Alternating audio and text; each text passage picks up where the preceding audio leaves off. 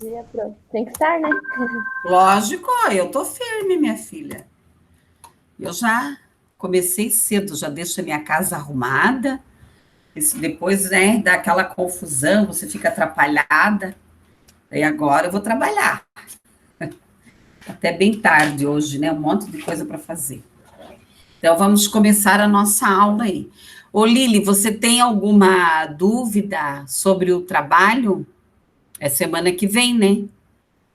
É semana que vem. É, não temos, não. É só a questão da Não, né? Larissa Porque Ferreira, que ela comentou com você, né, sobre o horário e ela, tudo.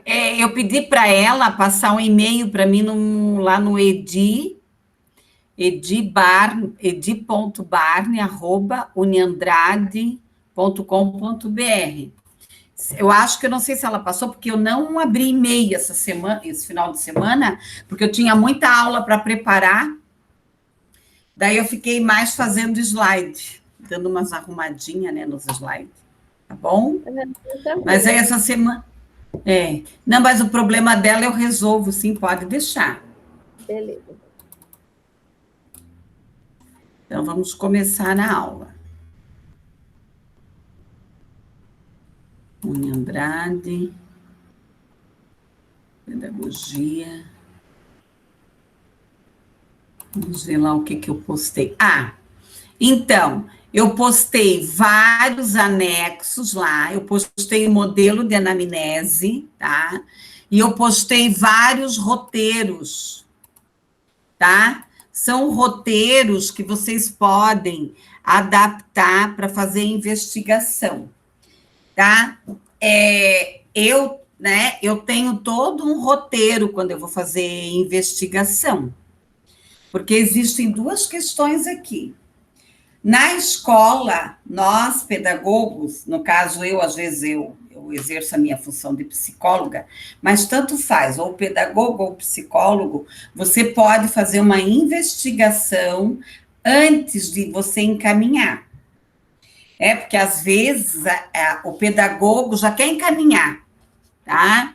Na prefeitura, tanto na prefeitura quanto no estado, existe um roteiro que você segue antes de você encaminhar o estudante, tá? Existe o roteiro.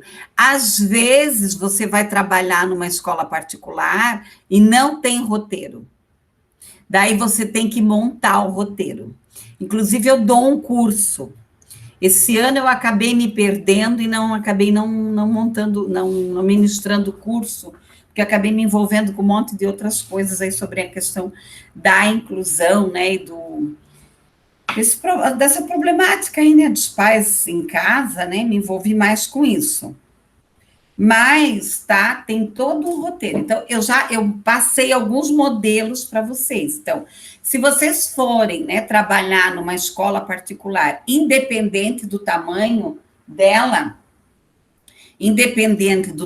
da escola, tá? Vocês devem aqui criar um roteiro. Então, hoje eu vou explicar um pouco. Eu coloquei lá também o modelo de anamnese, roteiros de observação, coloquei alguns artigos, tá? Então, deem uma olhada lá, né, são materiais bem bons. Se vocês adentrarem no site, o site da prefeitura não tem nada, tá? Já tiraram, sei lá o que rola lá. Tá? Mas aquele site do dia a dia da educação tem tudo que é roteiro. E a Nádia Bossa, né? A Nádia Bossa, ela tem, se quem tiver tempo, num outro momento, você vai lá e assista. Os vídeos dela são sequências, tá? São sequências. Bem interessante. Tá ok? Então, nós não podemos ser. Tá, a professora vem com a queixa e você já encaminha. Não. Você vai primeiro fazer ali uma investigação. Então, eu coloquei aqui a observação do aluno, observação do material, a avaliação psicoeducacional. Aqui eu coloquei uma observação de TDAH. Aí, aqui um texto, tá? Um texto aqui da Glaciene, as dificuldades de aprendizagem no contexto escolar, patologias ou intervenções pedagógicas não adequadas, o universo do impedimento, do não saber e o ser aprendente e risco. Tá? Então, opa. Esse texto eu achei muito bom, tá? Eu gosto muito também da Maria Helena Pato, né? A Maria Helena Pato, ela tem várias entrevistas dela, ó. Esse aqui é uma cartilha. Oh, por que tá dando errado aqui? Peraí. Aqui, abriu, ó. Inclusão no ensino superior, desafios e possibilidades. Tá? Então, hoje, por exemplo, na Uniandrade, todo o setor da coordenação são pedagogas. Quem nos dá apoio são pedagogas. Nós temos hoje, tem a supervisora, que é a Ângela, tem eu que eu coordeno a inclusão, mas sobre a orientação, sobre a supervisão da professora Ângela, e daí tem as pedagogas também, né? Então, nós temos lá, bom dia aí para todos, nós temos várias pedagogas hoje que atuam no ensino superior.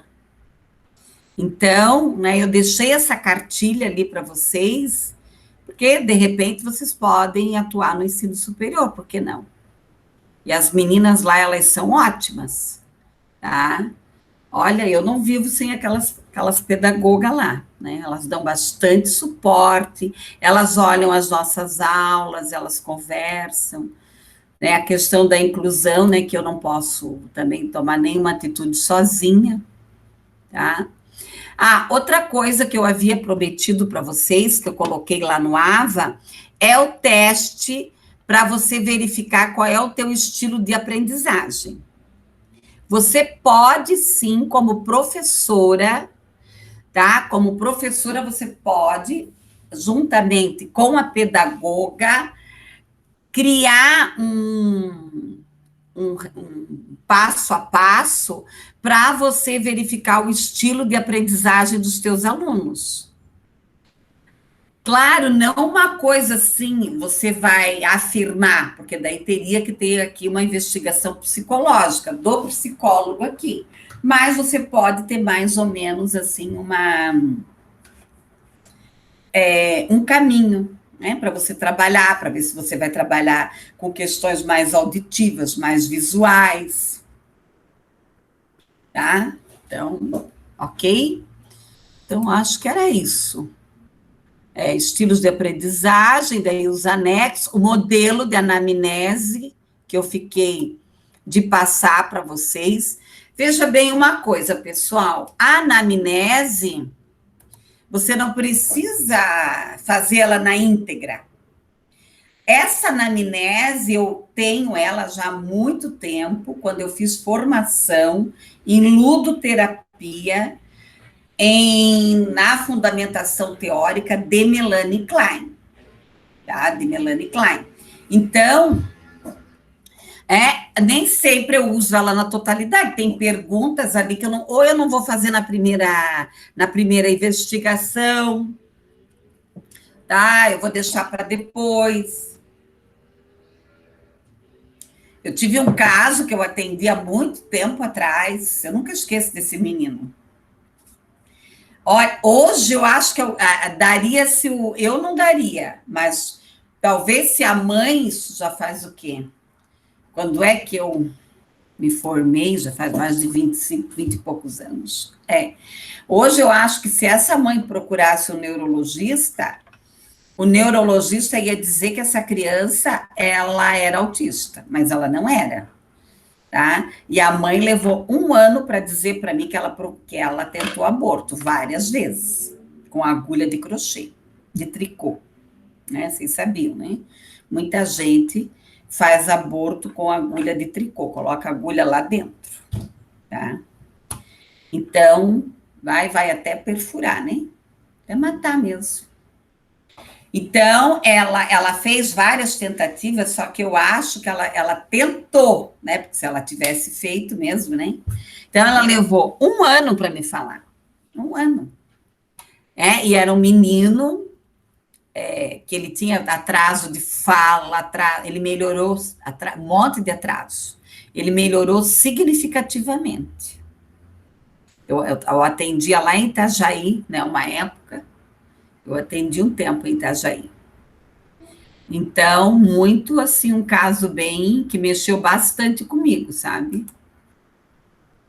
Porque eu desconfiava, assim, sabe? A mãe tinha muito medo, ela era muito insegura, assim, ela deixava transparecer um sentimento de culpa muito grande. Eu cheguei até a pensar que aquele menino sofria abuso, tá? Porque a mãe tinha uma coisa muito assim, oculta. Aí um dia ela resolveu, foi buscar o menino e entrou no consultório e debulhou-se a chorar, né?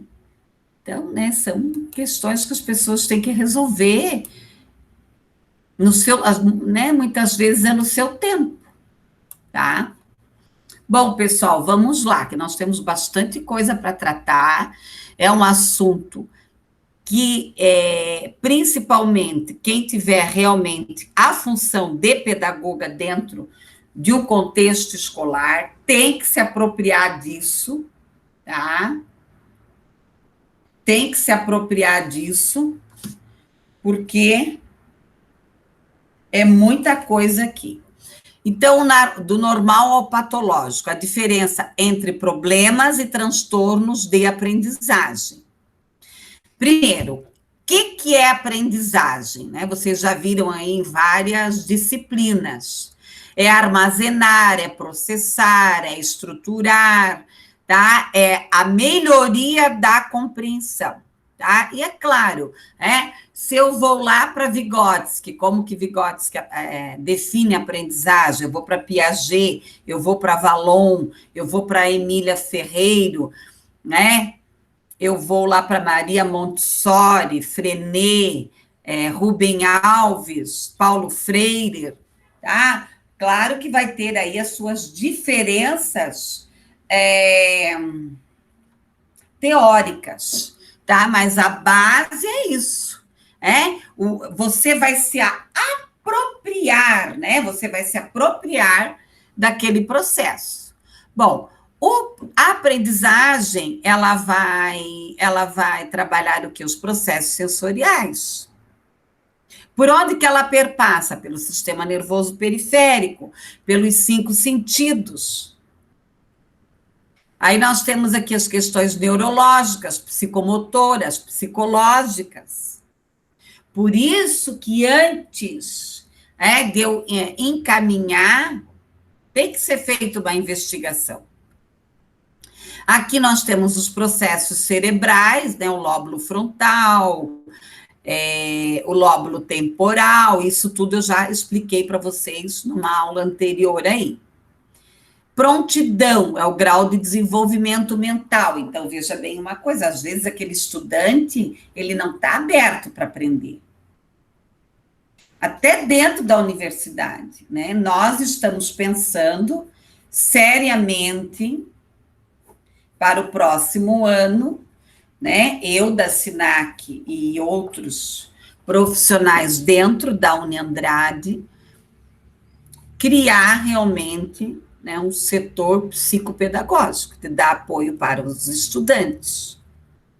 Porque às vezes você percebe que não é só a questão da desmotivação, mas tem dificuldade. Tem dificuldade de aprendizagem aqui. Nós temos que entender o que é dificuldade de aprendizagem e o que é transtorno de aprendizagem. Então, o que é dificuldade de aprendizagem? Dificuldade de aprendizagem, eu não tenho nenhum laudo, tá? Eu não tenho nada. Eu vou bem em ciências, eu vou bem em matemática, eu vou bem em geografia, mas eu não vou bem em língua portuguesa. Então, é uma área acadêmica específica que esse estudante, esse acadêmico, ele tem uma dificuldade, tá? Ele tem aqui uma dificuldade. Transtorno é o quê? Ele tem um laudo, ele tem uma disfunção neurológica. Pessoal, são vários transtornos, eu não vou entrar em todos aqui, tá? Senão eu não saio daqui tão cedo. Eu tenho que ver a maturação intelectual, social, emocional, o desejo de aprender. E assim, ó, não adianta se vestir de Emília, de Branca de Neve, nada, de bruxinha, claro que ajuda. Mas essa motivação tem que vir de dentro para fora. O externo ajuda. Tá? E aí passa o quê? A questão do vínculo. Se esse estudante ele não faz vínculo rápido, não adianta.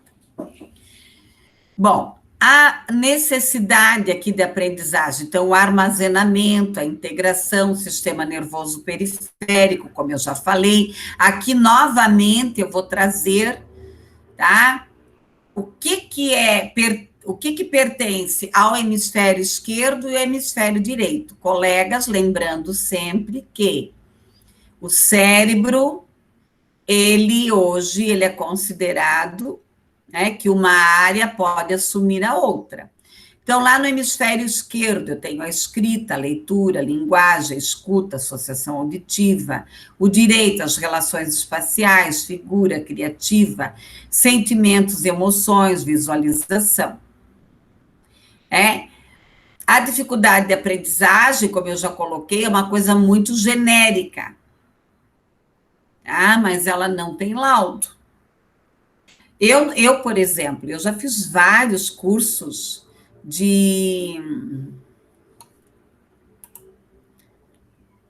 eu já fiz vários cursos de idioma, eu esqueço. Eu tive que apresentar um trabalho aí já, né, em espanhol, em inglês, em francês, eu vou lá, apresento, meu cérebro não processa, provavelmente eu tenho alguma coisa aí complicada.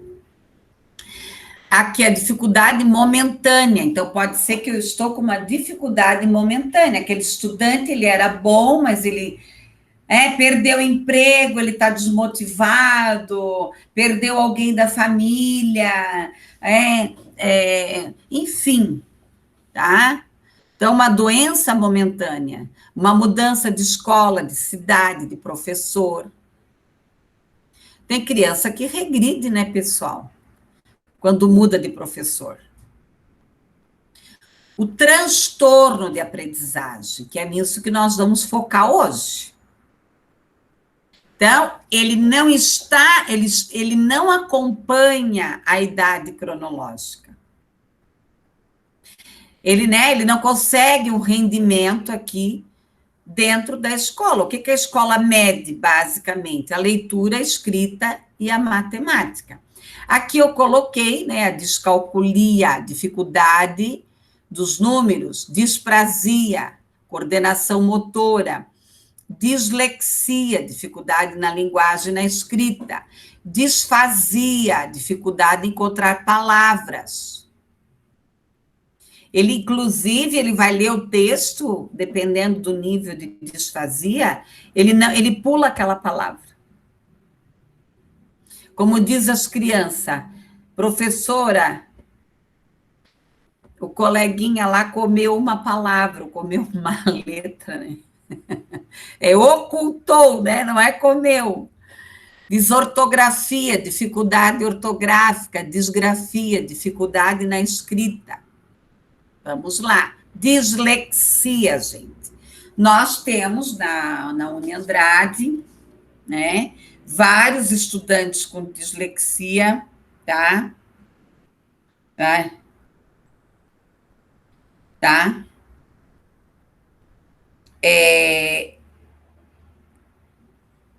Nós temos aí vários estudantes com dislexia na Uniandrade, nós temos também professora com dislexia, tá? Então, assim, ó, o dislexo é um transtorno de aprendizagem. O transtorno de aprendizagem é uma disfunção neurológica que não tem cura, não é uma doença, tá? Ah, eu vou me curar da dislexia. Não, sinto muito. Eu nunca esqueço, eu morava em Brusque, eu tinha consultório, tudo lá, né? Daí eu estava numa loja e a dona da loja me conhecia, me chamou e disse, olha, eu estou com uma funcionária aqui nos fundinhos, assim, eles tomavam café, desesperada, chorando aqui, igual uma criança. Porque ela não aguenta mais, todo dia ou toda semana, a escola chama ela, diz que a filha dela é burra, todos esses negócios aí. Isso aí foi em 95. Será que a senhora não dá uma atenção para ela? Eu falei, tá bom. Fui lá, conversei com ela. Eu disse, olha, você traz os cadernos para mim, que eu vou pegar os cadernos, né? Vou avaliar e nós vamos ver isso. Olha, olhei os cadernos, conversei com a mãe, o que a criança era? Dislexia. Tá? Daí nós encaminhamos tudo, né? Naquela época eu não atendia dislexia. Né? Encaminhei ela, pronto. Então, isso nós já falamos várias vezes, e com certeza os demais professores de vocês também já colocaram. Né? Às vezes a escola, eu vejo, às vezes, dentro da própria universidade, eu trabalho em outras também, que às vezes o próprio professor, a própria instituição, massacra aquele aluno. Eu tive um caso, há muitos anos atrás, dentro da Uniandrade. Eu descobri na aula que ela era dislexa. Tá? Quando eu fui dar aula para a turma, os professores comentaram, né, na reunião, que a menina tinha muita dificuldade de escrever e tal. Ela era dislexa, né? E na época a inclusão já existia, mas dentro das universidades ainda era bem complicado. Então nós temos aqui, né? O que é dislexia, lexia, leitura, linguagem, dificuldade na leitura, tá? Ele vai ter um problema nesse lóbulozinho aqui, ó, da lá palavra, lá do processo, tá? Consiste o quê? Na correção, na velocidade, na compreensão, na idade cronológica e na inteligência. Então, nós temos aqui, ó, bem aqui assim, é o probleminha dele, tá? Aí, aqui vai se caracterizar por quê? Por omissões, por lentidão, né? Por leitura, ele precisa ter leitura em voz alta. Pode vir associado ao transtorno de matemática, de expressão de escrita, e às vezes, colega, além dele ser dislexo, ele pode ter déficit de atenção ou hiperatividade. Daí complica, tá? Então, responde aqui de 4 em cada 5 casos, então existe bastante, né? Na pré-escola, pode já, lógico, porque o que acontece com o dislexo? Se ele não tem nenhuma outra problemática, ele tem a dislexia, quando é que nós vamos perceber que ele é dislexo? Mas no momento em que ele vai ter que realmente se apropriar da leitura e da escrita. que daí já é no período lá de 5, 6, 7 anos. E aí existe um outro erro. Muitas vezes um profissional vai dizer, eu já escutei muita gente falar assim: ai, mãe, não se preocupe, ele é imaturo, né? Ele tem até o 3º ano para aprender a ler e escrever. Por isso que eu falo, tem que cuidar. Porque se ele não escreve nem dá, nem bo, nem dá, nem do, lá nos 6, 7 anos, ele não associa nenhuma letra, ele não monta nenhuma sílaba, ele não monta nenhuma palavra simples, tem que ficar de orelha em pé, sim. Tá? A leitura, eu até penso assim, né? O estudante, às vezes, ele vai. Ele só, às vezes, uma época, eu trabalhei muito com o primeiro aninho, né? Eu era pedagoga dos primeiros aninhos, então, às vezes, as professoras vinham lá em agosto, desesperada, falar comigo. Ó, ele escreve, mas ele não lê. Eu dizia, calma. Né? Depois das férias, ele vai ler, né? Geralmente vinha lendo de casa. Tá? Por quê? Porque estava ali, né? Estava borbulhando. As sinapses estavam fazendo assim na cabeça dele. Pum, pum, pum, pum, pum. Até que vai, né? E daí vem a iluminação, né? E dava certo, né?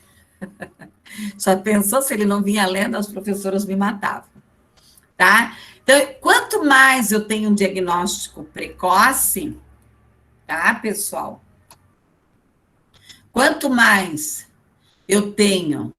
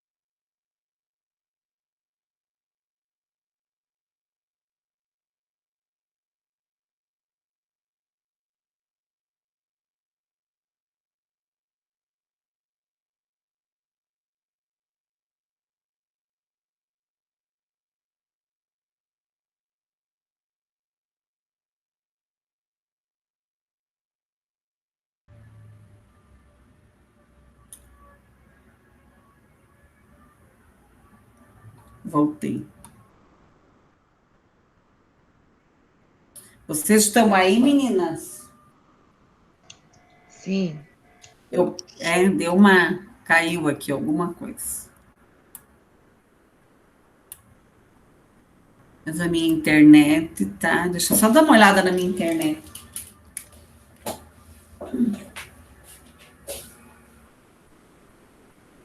Tá tudo piscando.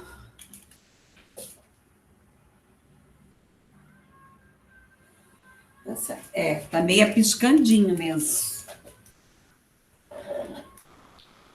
Vamos voltar.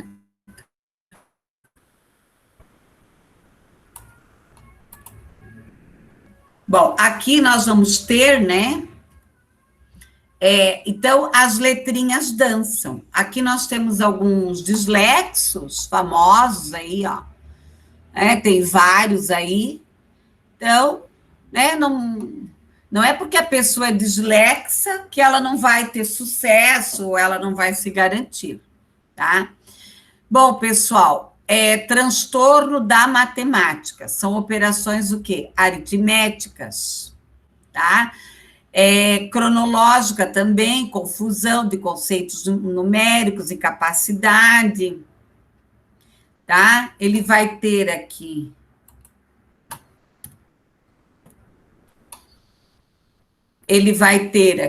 né? Compreender, nomear termos, operações, conceitos matemáticos, problemas escritos, simbólicos. Ele vai ter dificuldade também de fazer as operações matemáticas, tá? Habilidades perceptuais, reconhecer, ler os símbolos aritméticos, agrupar objetos. Aí aqui, pessoal, nós já vamos adentrar lá na matemática, né? Nos processos mentais da matemática. Classificação, seriação, conservação. Daí já vai complicar aqui. Agrupamento, fração. Bom, dentro da descalculia, habilidades de atenção e memória. Então, ele não vai decifrar os números, ele vai ter problemas de cópia, tá? Aqui, reconhecer ou ler símbolos numéricos. Dificuldade de aprender matemática aqui. Acho que eu coloquei 2 slides. É que eu tive que fazer Como essa aula, eu tenho ela dividida em várias, eu juntei tudo, por causa do nosso calendário, né, que já está apertado, daí eu acabei fazendo umas confusãozinhas aí. Então, a descalculia é uma dificuldade de aprender matemática. 60% olha só, olha que dado significativo, pessoal. 60% das crianças dislexas, elas possuem dificuldades com números. Tá? A descalculia deve ser considerada que um problema de aprendizado independente. Não quer dizer, tá, que a descalculia e a dislexia estão juntas, mas tem uma certa relação. Aqui, né, ele pode ser desatento, ele pode ter uma hiperatividade, ele pode ter aqui uma impulsividade. Tá? Então, ele pode ter aqui dificuldade de focar, de distração ainda, dificuldade de se organizar,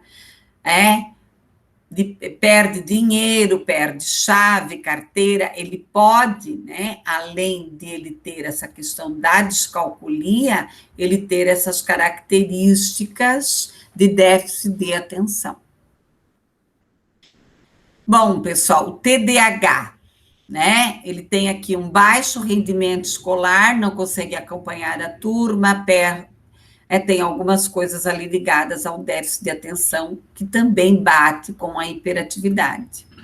Tristeza, falta de motivação, prejuízo nos relacionamentos sociais, danos acadêmicos, às vezes vai para o álcool, para a droga, depressivo. Quais são as causas? Vejam bem uma coisa, pessoal. Ou a dificuldade de aprendizagem, ou a deficiência, ou o transtorno, está lá, né, no pré-natal, pós-natal, perinatal, na questão do desenvolvimento, do nascimento, doenças que a mãe teve, tá? Questão genética. Sarampo, rubéola, doenças infecto-contagiosas, má alimentação, questões educacionais, enfim. Disgrafia, tá? É a dificuldade de passar para a escrita o estímulo visual da palavra impressa. Então, caracteriza-se pelo lento traçado das letras, que em geral são ilegíveis. E ainda copia errado. Então, muita gente, muitas pessoas aí, de repente, foram massacradas na escola, né? E o problema é neurológico.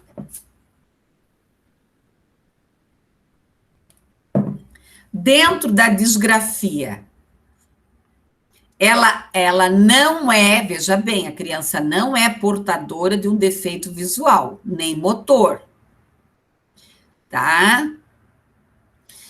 tampouco ela tenha lá um comprometimento neurológico. No entanto, ela não consegue idealizar um plano motor. Existem vários níveis de disgrafia. Então, ela pode ter dificuldade de segurar o lápis, de fazer o traçado. Tá? Tem muita gente que é contra, mas eu depende do caso. Sabe aquelas atividades assim, ó, né? De passar o lápis em cima, né? Aquelas atividades psicomotora. Eu trabalho muito com corda. Tá? Caminhar em cima da corda, pular corda, andar de bicicleta. Nós tínhamos um professor lá na escola que ele tinha um projeto muito 10, tá? De trabalhar o pedalar, o equilíbrio da bicicleta. Dentro da disgrafia, que é a apresentação de desordenada, margens mal feitas. Então, pessoal, veja bem uma coisa, tá? Eu sou a favor do caderno, porque o caderno, ele tem uma maneira de quê? De organização. Então, eu mesmo com os estudantes que eu trabalho, que eles quase não têm apropriação ainda do lápis, do traçado, a maioria está na garatucha ainda, eu tenho um momento em sala de aula, que agora não é presencial, mas eu passo as atividades para os pais, deles sentarem, abrirem o caderno, tá? Então, a organização do caderno, ela é muito importante, tá? Porque o caderno é uma coisa tradicional, porque isso é coisa da escola tradicional, a criança pode riscar onde ela riscar. Tá? Tem uma questão dentro da educação infantil que é praticada pela prefeitura que eu não concordo. Que dá o caderno para a criança de desenho, ela usa a folha onde ela quer, olha só, tá? Ela usa a folha, eu tenho aqui a minha agendinha, né, que está quase acabando, né, eu já comprei a do 2021 aqui. Então, tá? Eu não vivo sem isso aqui, que eu faço um monte de anotação. Então, veja bem uma coisa. Ela pega o caderno, se ela quer pintar nessa, ela pinta naquela. Eu não concordo com isso. Eu acho que o caderno é uma maneira de você dar uma certa organização e, às vezes, até um limite para ela. Você pode dar uma folha, ou ela escolhe se ela vai querer pintar, desenhar. Você vai dar esses momentos para ela, mas você vai dar, sim, um momento para ela se organizar no caderno. Tá? E eu trabalhei muitos anos com adolescentes com deficiência intelectual, tá? E a própria diretora, ela deu vários depoimentos, que a maneira como eu conduzia o uso do caderno com eles, dava uma organização neurológica para eles. Eu acho que assim, nem tudo céu, nem tudo terra. Vai ter um momento que a criança vai se expressar, ela vai arriscar, ela vai lambuzar, mas tem um momento que o material deve ser dirigido, tá? Não de uma maneira dura, agressiva, senta, não pode se mexer, né? Uma criança de 3, 4 anos. Mas eu acho que não... deve ter um certo equilíbrio aí. As palavras, as linhas, as entrelinhas, aqui ainda dentro da disgrafia aqui, o traçado, as separações, as ligações, as irregularidades, a direção da escrita. Com que idade eu posso observar isso? Já a partir dos 6, 7 anos. Quando ele começa a se apropriar, ou antes, dependendo do desenvolvimento dele. Caracteriza-se que aqui pela incapacidade de transcrever a linguagem oral, as letras. Aqui, durante o 1º e 2º ano, que ele já começa a se apropriar mais da escrita, deve ser feita avaliação. Aqui a confusão de letras, as consoantes surdas, as vogais nasais, a confusão de sílabas, a tonicidade, a confusão de letras, simétricas, semelhantes. Ó, aqui tem o texto, ó, dele. Complicado, né, pessoal? Tá? Então, ainda dentro da desortografia aqui, ó. Aqui, ó, casa, casa, né? Olha as trocas que ele faz, aqui, ó, omissões, inversões, fragmentações, junções, ó. Contaminação. Nós não podemos confundir desortografia com o processo de alfabetização. Porque se você for pensar lá no começo do processo de alfabetização, você vai verificar que os estudantes fazem isso. As causas, né, que eu não vou entrar muito aqui, que eu já comentei, orgânicos e psicológicos, pode ser cardiopata, deficiente, deficiências motora, paralisia, psicológicos, aqui desajustes emocionais, ansiedade, insegurança, autoconhecimento negativo, né, baixa estima. Aí, pedagógico também, porque a escola também tem suas falhas aqui, né, pessoal? Falta de pré-requisitos, de estímulo, de maturidade, de relacionamento com o professor. Tá?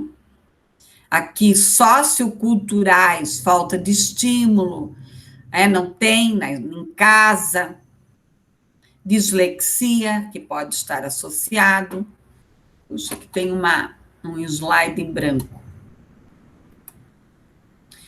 Bom, pessoal, disprasia é uma dificuldade para executar certos movimentos. Tá? Então, nós vamos ter aqui dificuldades na fala, no escrever, de andar de bicicleta, de pular corda.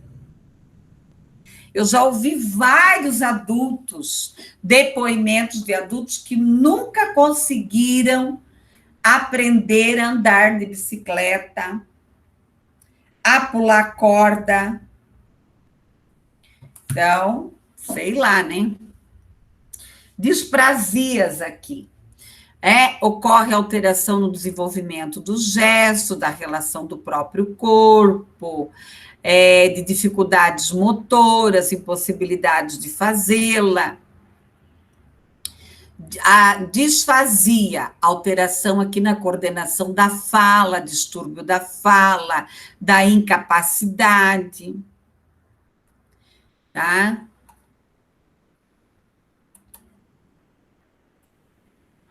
Afasia, né? Eu vou ter aqui o quê? A perda facial ou total da fala, compreensão da linguagem, tá? Logastemia, daí é uma questão cerebral ali, a afemia, que é um distúrbio, né? Que o neurologista vai, e o fono, né? A fonoaudióloga, diante de um juízo problemático aqui, tá? Deixa eu só ver que confusão que eu fiz. Eu comecei o TDAH lá. Colei aqui de novo.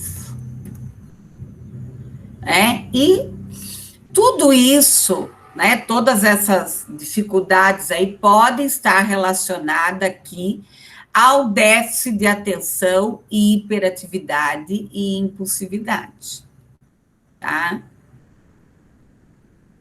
E aqui, né, diante de todas essas dificuldades, o estudante ele pode ter lentidão, falta de orientação espacial, operações básicas, memória de curto prazo. Hoje você pergunta, amanhã ele não sabe mais. Confusão de símbolos, transcrever números. O processo de linguagem, de sequência, tá? de fazer uma prova. Aí você vai, o quê? Dependendo aqui, você pode fazer uma prova oral com ele, por que não? Tá? Bom, pessoal, dentro dos transtornos de aprendizagem, eu tenho que pensar no quê? No diagnóstico. O ideal é a avaliação de desenvolvimento psicoeducacional com uma equipe interdisciplinar. Então, eu vou ter aqui variações normais, falta de oportunidade, tá? Se é o ensino é fraco, os fatores culturais, o prejuízo visual, ou se ele tem outras deficiências, fatores emocionais graves. Soluções aqui. Diminuir a quantidade de texto, de tarefa.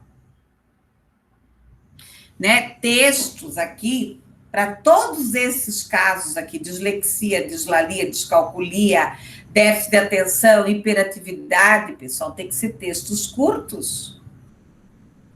A questão aqui do processo, dos erros. Aqui algumas questões das dificuldades de aprendizagem.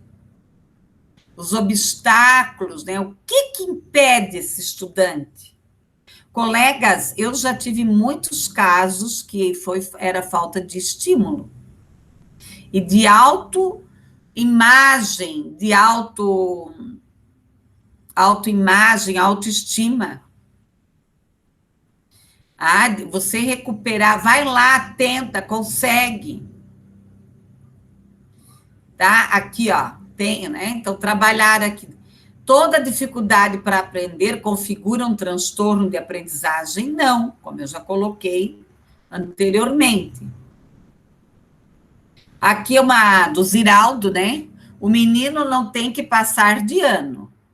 O que passa de ano é o tempo. O menino tem que ser avaliado, percebido, orientado, estimulado. O menino tem que ser amado. Cada criança conseguirá em tempos diferentes. Elas não serão repetentes, serão apenas diferentes uma das outras. E aqui as estruturas cognitivas que, sabe, eu assisti vários vídeos aí para rever essas aulas, e cada vez mais os profissionais têm reforçado, tá? Que para você ser professor, para você ensinar, você precisa entender de cérebro.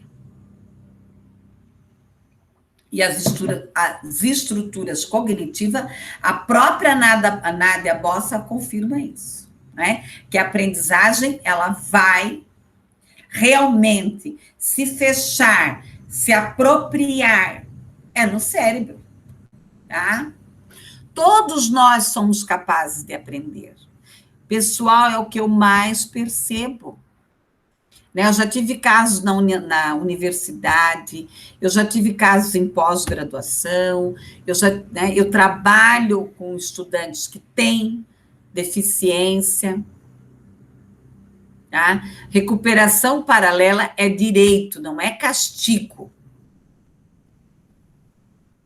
Tá? Então, você dá uma recuperação, fazer uma revisão do conteúdo.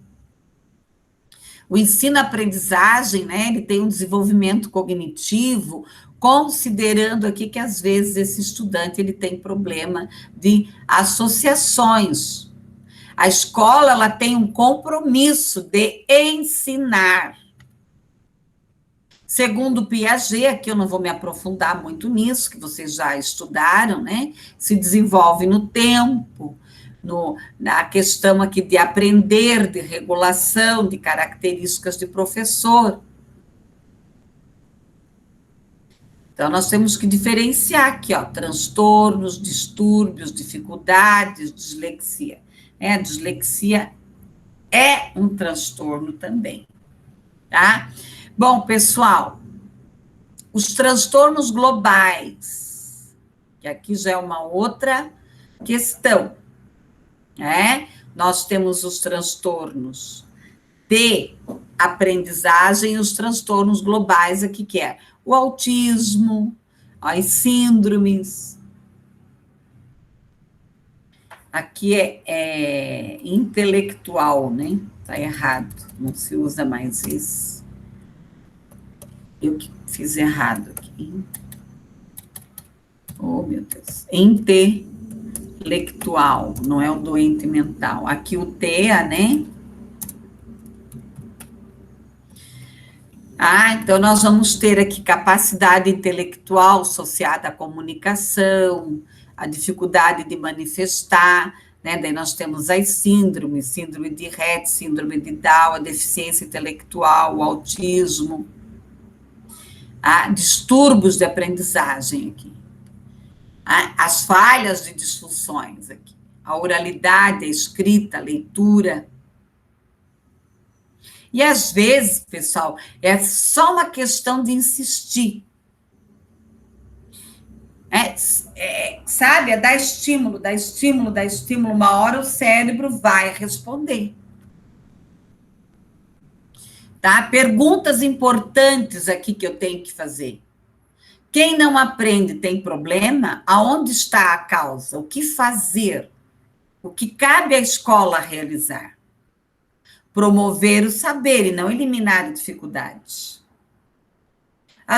O dislexo, ele vai continuar sendo dislexo.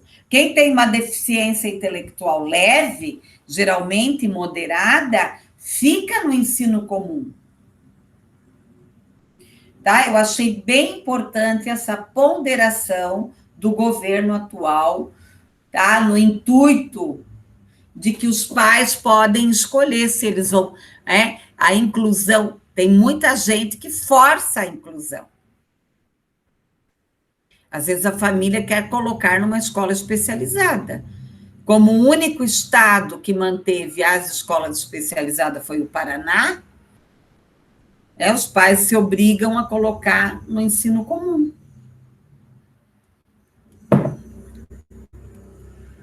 Aqui, qual o perfil de desenvolvimento que a criança apresenta? Quais os conhecimentos que ela já tem? Quais serão as novas metas? Quais serão os procedimentos pedagógicos? Os nossos desafios aqui. Que isso tudo aqui nós já trabalhamos dentro das escolas inovadoras. Temos que ter flexibilidade, métodos centrados, deixar, que o estudante faça parte do programa, produção de aprendizado aqui, facilitar ou dificultar, não criar problemas. Tá? Ter critérios aqui na alfabetização, no lúdico, tá? Nos procedimentos ineficazes. Tem estratégias, pessoal, que não dá certo. Tá? Existem aqui níveis de velocidade, de ensinamentos, a compreensão, a curto, médio, a longo prazo, como é que esse estudante aprende? Tá? Aqui dar a entender o aluno que ele conhece o seu problema, conversar com ele. Conversar com ele.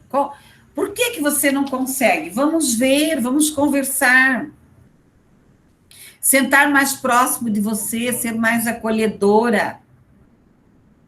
E falar para a turma, olha, cada um aprende no seu tempo, alguns precisam mais da ajuda da professora, outros não. Sem humilhar, sem comparações. Incentivar o aluno a fazer perguntas. Compreender o material, valorizar o conteúdo, selecionar o material. Não apressar a criança. Permitir o uso de dicionários. Olha, isso eu sempre tive. Uma pilha de dicionário na sala de aula. E eu ainda fazia o glossário, nós tínhamos um glossário. Então, sempre que o estudante aprendia uma palavra nova, ele colocava no nosso glossário. Tá? Permitir aqui o uso de dedos, se for preciso, para fazer comentários progressivos. Levantar o dedo, fazer gestos, contar Ai, gente, tem professora de matemática que é psica. Qual é o problema? Eu conto nos dedos até hoje. Dá vontade de dizer assim, ó, os dedos são meus. Reforçar o progresso, aumentar o tempo limite. Dependendo aqui, ele tem direito de fazer a tarefa no tempo dele. Avaliação, explorar o texto, quantas vezes for necessário, material. Trabalhar a relação de letra e som. Aqui nós vamos adentrar aonde? No método fônico. A dificuldade, oferecer instruções, reformular questões de provas.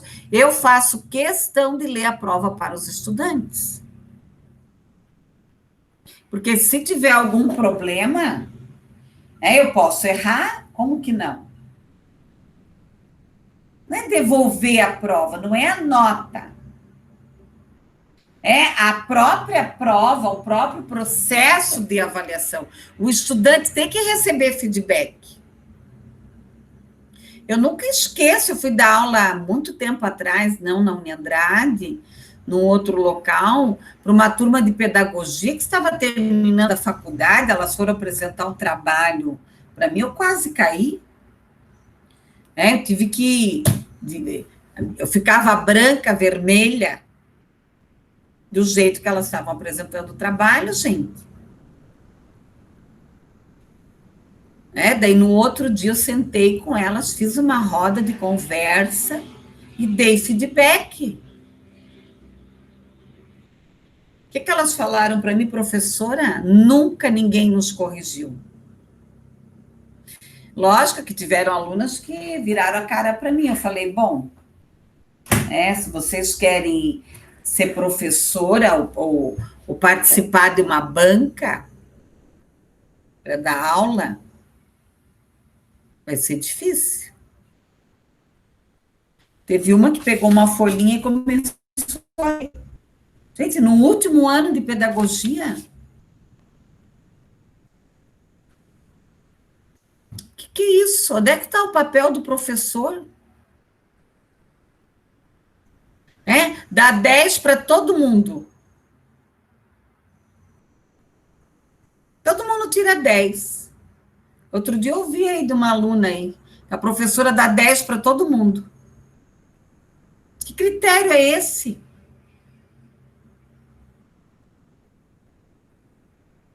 Tá? Lógico. Eu dou aula, às vezes, nesses cursos de RH, primeiro ano de administração, que eu dou aula de psicologia, que é uma matéria mais para motivar eles e tal. É uma situação diferente. Aí é uma situação diferente. Tá? Como diz eles, professora parece uma terapia, não parece ser aula. Aí já é uma outra história. Agora você vai pegar um grupo de alunos de pedagogia e dar 10 para todo mundo? Me poupe. Reformular questões de provas, de teste, tá? Solicitar aqui a leitura, o leitor coadjuvante, tem essa questão de fazer leitura em grupo. Eu faço dentro da sala de aula. Lê um trecho, lê outro trecho. O colega está lendo, o que você entendeu? Gente, esse tipo de leitura, que é quase um jogral, né? Antigamente, nós falávamos o jogral ajuda muito. Não sei se vocês já viram no Google, na internet, que eu procuro muito videozinho rápido, né? Para trabalhar palavras com os estudantes que eu atendo à tarde, que eles têm bastante dificuldade de fala, de linguagem também, e soletrando. Se chama soletrando. Daí tem lá, soletrando com 4 sílabas, 4 letras, 5 letras, 6 letras, muito legal. Incentivando a leitura automonitorada. A criança escreve sobre o que ela leu. Eu dei aula, pessoal, para criança de 3, 4, 5 anos. Eu falava assim, agora escreva. tá? Para ela começar a diferenciar o que é um desenho e o que é uma escrita. Ela precisa ter contato com esse mundo. Não deixe que a leitura seja uma mera atividade escolar, sublinhar, destacar as palavras, o material didático. Usar a letra do tipo Arial de tamanho 16 para que a criança possa enxergar, né? Utilizar letras maiúsculas, minúsculas, blocos lógicos, cartões coloridos, questões de provas, realizar atividades de sala de aula, explorar objetos. Eu estou trabalhando muito com mini objetos também, miniaturas, tá, pessoal? Não verbais, sons, discriminação, sílabas. Ah, outro dia eu achei um videozinho, pessoal, mas olha, que fofo. Os sons dos animais, eles amaram. Tem sons de animais, sons de objeto, tá? Trabalhar com rimas, trabalhar com parlenda, provérbios, história em quadrinhos. Ah, estimular a procura do significado de palavras. Gente, olha, eu dei aula uma época muito para segundo aninho, eu adorava pegar o primeiro ou o segundo ano. Sempre gostei. Gente, eu amava. Ah, prof, eu posso pegar o dicionário? Gente, primeira coisa que eu fazia de manhã era o dicionário na mesa de cada um. E tem, né, pessoal, agora eu tenho aqui em casa, eu acabei doando. Porque como lá na PAI para os meus é meio complicado, eu tinha um monte de dicionário ilustrado que eu ganhei do MEC. Vários. Acabei doando. Aqui, ó, não corrija com caneta vermelha o lápis, não exponha o aluno, não mostre impaciência. Eu falo, olha, gente, hoje a prof não tá, eu não tô com paciência hoje. Avisa, tá? Leia as perguntas, não repreenda. Importante aqui as estratégias de apoio, verificar a ansiedade, a autoeficácia, autoconceito. Como tem adultos inseguros, gente? Aqui, ó, mau relacionamento na escola. Diminui a experiência, aumenta a ansiedade, a aprendizagem. Então, a questão da produção. Então, a sala de aula, a escola tem que ser o quê? Um ambiente gostoso, onde todos possam perpassar. Sinais de alerta, né? Ficar esperto. Se tem transtorno de aprendizagem, se tem dificuldade, lateralidade, ritmo, noção temporal. Por isso que o conselho de classe, ele deve ser realizado aqui com todos os profissionais da escola.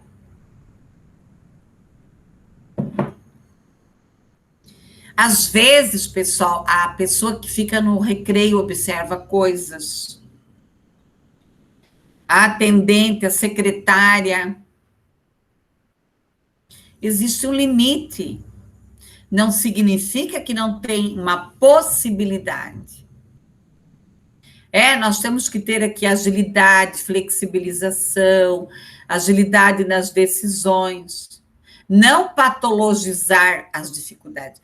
Ai, aquele lá eu tenho certeza que ele é autista.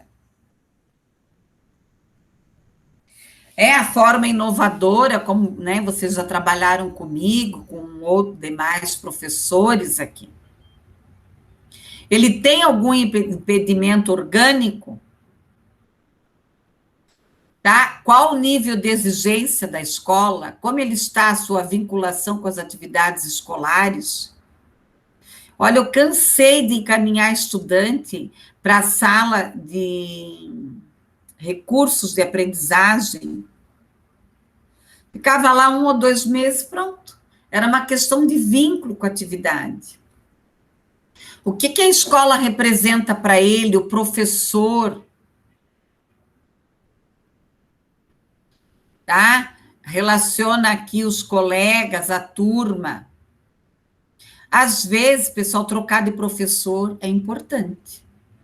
Trocar de turma, o medo, o desconhecido, a autoexigência, a baixa autoestima.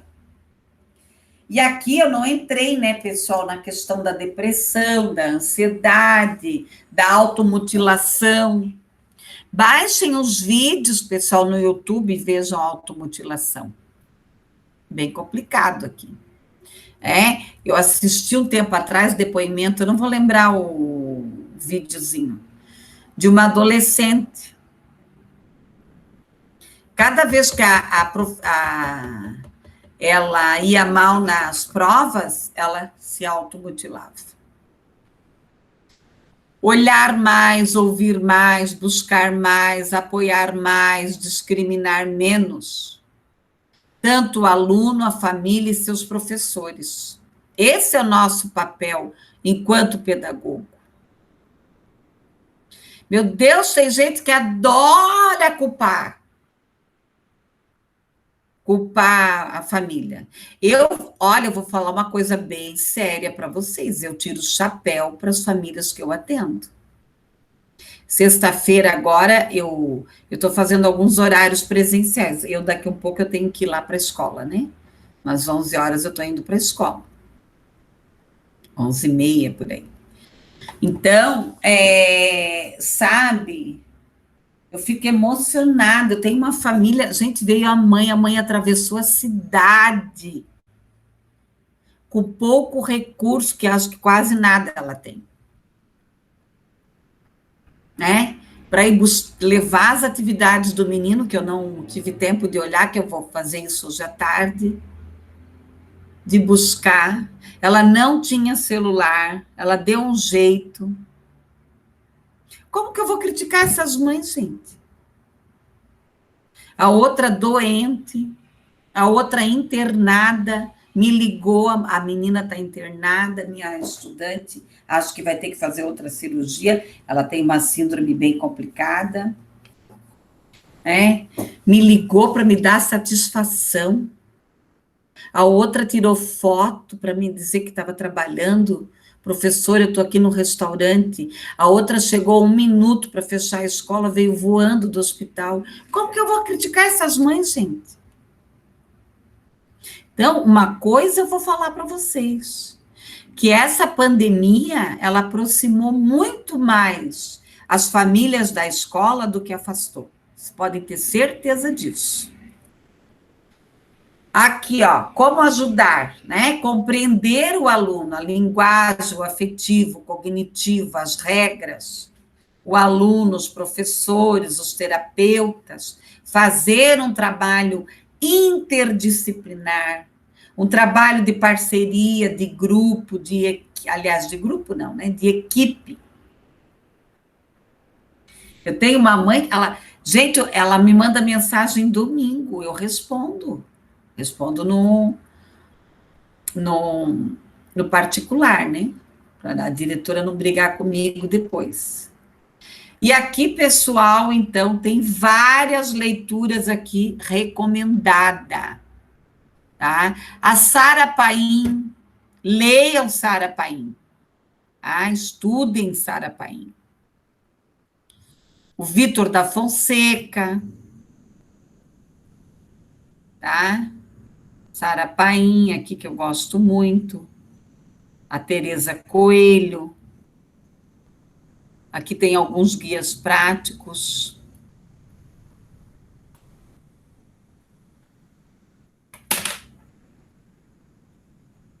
Pessoal, então, é que deu tempo, achei que eu ia levar mais tempo. Pessoal, alguma dúvida? Alguém quer fazer algum comentário? Então, assim, pessoal, percebam a nossa responsabilidade. A nossa responsabilidade, ela é muito grande. Tá? E, principalmente, com o estudante que não aprende. Né? Esse é o mais complicado aí.